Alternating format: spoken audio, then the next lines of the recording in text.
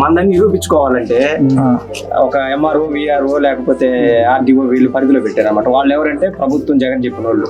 ఈయనకి గత ప్రభుత్వాలన్నీ ఒక పాస్బుక్ ఇచ్చి కేటాయించాయి అన్నమాట. భూమి చేసుకుని అప్పుడు కల్పించి రైతు ఇది లోన్ తెచ్చుకునేదానికి ఆ ఎకరా భూమి ఉంటే ఆ పట్టా పాస్బుక్ ని క్యాన్సిల్ చేసేసి ప్రభుత్వం నెక్స్ట్ గా గెలిస్తే ఆ భూమి కూడా తీసేసుకునేదానికి ఏర్పాట్లు చేసుకున్నాయి. అది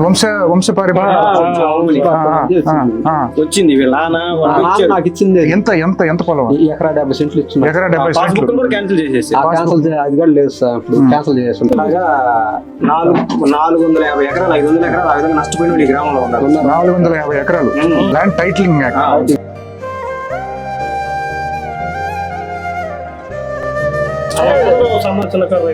అందరూ ఎకరా 1.5 ఎకరా అక్కడ ఉన్నారు.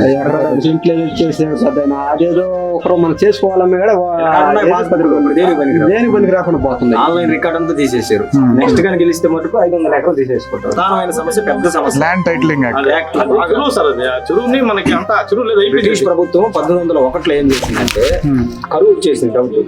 ఆ కరువు నివారించేదానికి చెరువులో మెట్ట ప్రాంతాన్ని సాగుకు అనుకూలంగా మార్చి వీళ్ళకి హక్కులు కల్పించారు. దాన్ని ఇందిరాగాంధీ ప్రభుత్వం, దాన్ని ఎన్టీ రామారావు ప్రభుత్వం, చంద్రబాబు నాయుడు ప్రభుత్వం, రాజశేఖర రెడ్డి ప్రభుత్వం ఇన్ని సంవత్సరాలు ఒక 500 ఎకరాలు చేసుకుంటే రాజశేఖర రెడ్డి ఇది జగన్మోహన్ రెడ్డి వచ్చి యాక్ట్ పెట్టి మొత్తం స్మాష్ చేసేసాడు. మొత్తం హక్కులన్నీ తీసేసాడు.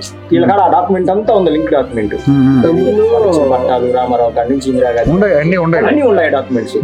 దాన్ని ఎదుర్కొనేదానికి గ్రామంలో ఒక పంచాయతీ పెట్టి ఎంఆర్ఓ తీసుకొచ్చి అందరిని మీటింగ్ చేసి గ్రామ సభ వేసి ఆయన ఎంక్వైరీ చేసి రిపోర్ట్ పంపించారు. ఎంఆర్ఓ చాలా బాధపడ్డాడు. ఎంఆర్ఓ ఈ భూమిని ఈ విధంగా చేయడం నాకు నచ్చలేదు అయ్యా అని కళ్ళని పెట్టుకున్నాడు. కానీ ప్రభుత్వ నిర్ణయం ఆయన ఏం చేయలేదు. ఊర్లో 500 ఎకరాలు సన్నకారు రైతులు ఉన్నారు. 500 ఎకరాలు ఉండే సన్నకారు రైతులు ఉన్నారు.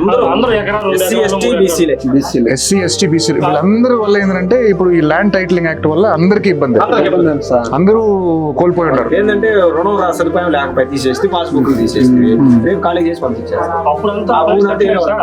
అప్పుడు పరిస్థితి బిడ్డ పెళ్లి చేసుకోవాలనుకో ఈ భూమి బిడ్డ పెళ్లి చేసుకునేది. ఇప్పుడు దాన్ని కొనాలంటే భయపడుతున్నారు. తర్వాత మా పరిస్థితి ఏంటని చూస్తే బిడ్డ పెళ్లి అయిపోతున్నాయి. భూమి కింద వీళ్ళు ఉన్నారు, భూమి అవతల ఉన్నారు.